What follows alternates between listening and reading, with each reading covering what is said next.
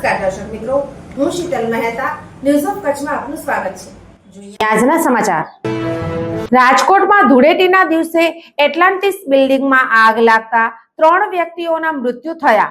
આ બિલ્ડિંગ પાસે 10 વર્ષથી ફાયર એનઓસી રિન્યુ થયેલ નહોતું. રાજકોટના 150 ફૂટ રિંગ રોડ પર આવેલા એટલાન્ટિસ બિલ્ડિંગમાં ધૂળેટીના દિવસે આગ ફાટી નીકળતા ફૂડ ડિલિવરી કરવા આવેલા 3 લોકોના મોત નીપજ્યા હતા, જ્યારે ફસાયેલા અન્ય લોકોને હાઇડ્રોલિક લિફ્ટથી રેસ્ક્યુ કરાયા હતા. જે બિલ્ડિંગમાં એક ફ્લેટની કિંમત કરોડો રૂપિયા છે, એનું 2014 બાદ ફાયર એનઓસી ન લેવાયું હોવાનો ઘટસ્ફોટ થયો છે. ફાયર વિભાગની તપાસમાં બિલ્ડિંગની ફાયર સિસ્ટમ પણ વર્કિંગ કન્ડિશનમાં ન હોવાનું સામે આવ્યું છે. જો કે ગંભીર બાબત એ છે કે રાજકોટમાં ટીઆરપી ગેમ ઝોન અગ્નિકાંડ બાદ પણ રાજકોટમાં ફાયર સેફટી મામલે પોલમપોલ ચાલતી હોવાનું સામે આવ્યું છે.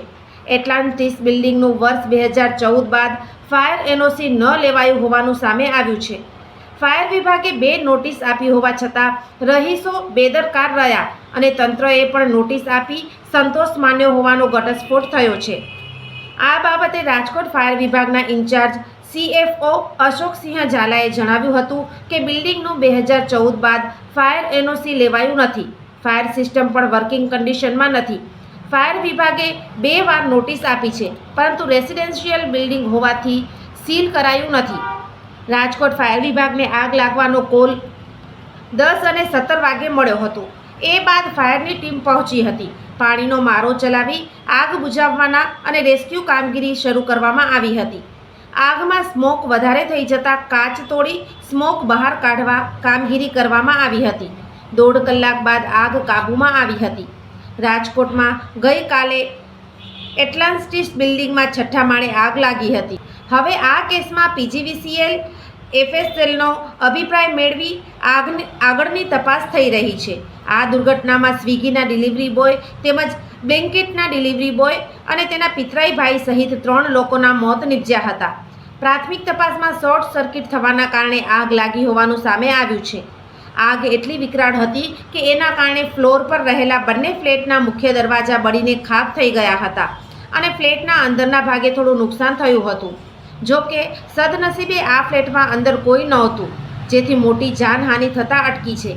આગનો ધુમાડો 6થા માળથી ઉપર ચડતો જતો હોવાથી બાકીના ફસાયેલા લોકોને બહાર કાઢવા માટે ફાયર વિભાગે હાઇડ્રોલિક લિફ્ટનો ઉપયોગ કર્યો હતો. પોલીસે CCTV ફૂટેજ ચકાસી PGVCL તેમજ FSLનો અભિપ્રાય મેળવી આગળની તપાસ શરૂ કરી છે. સોફ Kutch power by Opal electronics, LG best shop, Vijaynagar road Bhuj, Rambagh road Adipur. Power by KC jewellers, latest fashion ડિઝાઇનના ઓર્નામેન્ટ્સનો વિશ્વાસપાત્ર શોરૂમ, હોસ્પિટલ રોડ ભુજ. દર્શક મિત્રો, આજે તારીખ 15 માર્ચ 2025. આ હતા આજના સમાચાર. આવતીકાલે ફરી મળીશું. ત્યાં સુધી મને રજા આપશો. નમસ્કાર.